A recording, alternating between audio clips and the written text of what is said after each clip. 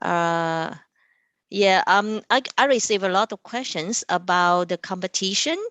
Mhm. So for example, like in the email that you sent to us, you said that there will be mm, online gala, the presentation in May for Yes, 6 participants, yes. right? So Mhm. 6 participants, I guess that we choose one for each continental, is it?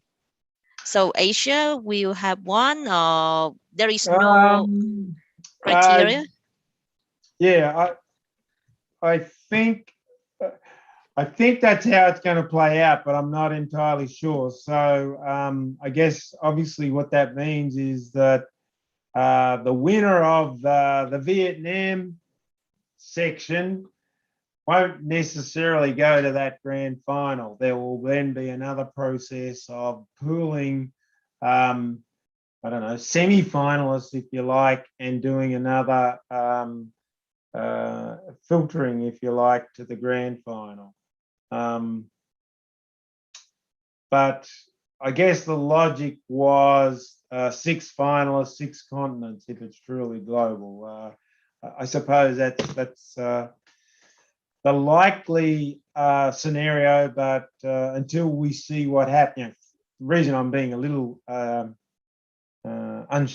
reason I'm a little unsure is, for example, let's say not many, almost no one from North America submits an entry, and that you might think that's a strange one to suggest, but in a sense, it's not because the interest in North America, given they've got such fantastic PhD programs themselves, that the PhD students probably aren't going to be so interested in this competition. It's going to be of more interest you know, in countries like Vietnam, through Asia, in Europe, Africa for sure, South America.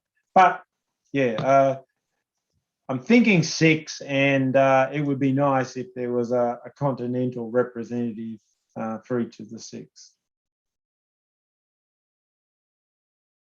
And also, Robert is also opening the call for sponsorships from institutions in Vietnam. If you want to put forward some sponsorship money uh, to uh, to as part of the grant money for this, you'll be recognized at different levels. Is that, Robert?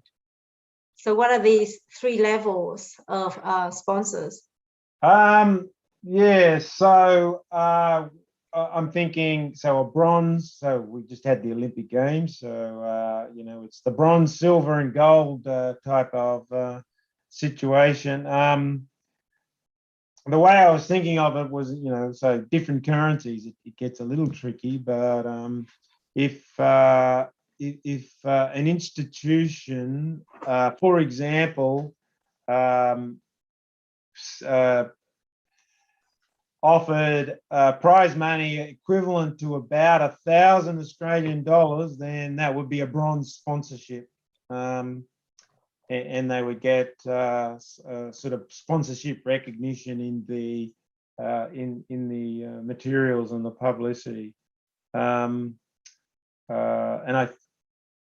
actually, I can't remember the numbers now, but I think it was $2,000 would be silver, and 5,000 would be gold. Now, I don't know how successful we will be with this sponsorship, but that they were the sort of figures that I had in mind for the sponsorship. Robert, how many times the competitions have organized in the past? Is it the first time? I guess not. Well, no, but nothing like this is the first time. I think I've done 33 competitions in the past, but most of them, quite a number of them, were at UQ, University of Queensland. Running one at Bond University at the moment. The biggest one that we've run before was in Pakistan. So we did an all Pakistan competition about 3 years ago. and there were over 100 entries in that one. So it's not the first, but it's the craziest. So it's kind of like the first global competition in that meaning. Yes. Yes, yeah, yeah. All Yeah. right, okay. And Vietnam is very happy to participate. All right, so at Knowledge Bridge, we do our best to organize,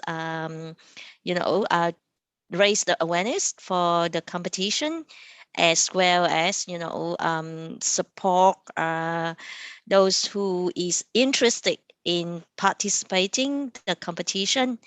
um, so I understand that the entries will be open in October, but probably we will do in Vietnam first, right? Within our community in between October to December, right? And then our Vietnam winner will join later, like I think in February, just before the competition, the deadline of the competition entries. Yep. Yeah. Yep. Right. That will work. Yes. Yeah. And in a couple of weeks, Ben and I will sit down with you to work out the plan, and then we can share all the news with our participant here. Excellent. No, that'll be Yeah. great. Look Yeah. forward. All right.